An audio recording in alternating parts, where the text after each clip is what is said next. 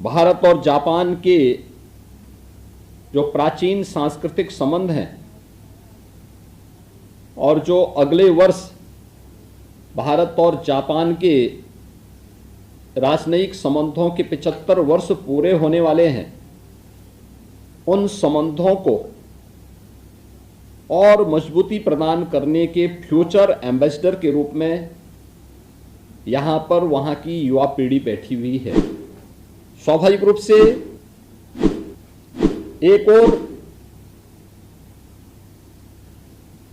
भारत की सबसे ज्यादा यंग वर्कफोर्स को रखने वाला उत्तर प्रदेश के बच्चे हैं, और दूसरी ओर जापान जो अपने टेक्नोलॉजी के लिए, अपने ट्रेडिशन के लिए, अपने कमिटमेंट के लिए जाना जाता है,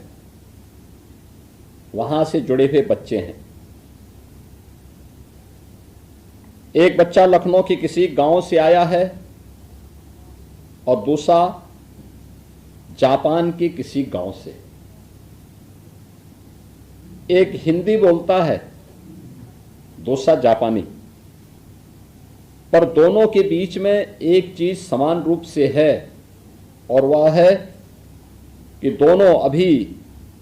अपने भविष्य की कहानी लिख रहे हैं और उसे आगे बढ़ाने के लिए प्रतिबद्ध दिखाई देते हैं।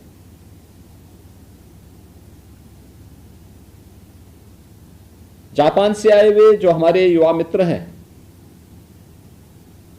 ये भारत की विविधता में एकता, वसुधैव कुटुंबकम, पर्व और त्योहारों की एक लंबी परंपरा, भारतीय भाषाओं और इंडियन फिलॉसफी, इन सब के साथ ही उत्तर प्रदेश की समृद्ध सांस्कृतिक विरासत को समझने का एक अवसर यूपी के अंदर आपको प्राप्त होगा, जिससे जापान की नई पीढ़ी भारत को केवल एक मार्केट नहीं बल्कि एक साझा सभ्यतागत मित्र के रूप में भी जान सके, और भारतीय बच्चों के लिए बहुत महत्वपूर्ण होता है कि वे जापान के बच्चों से जाने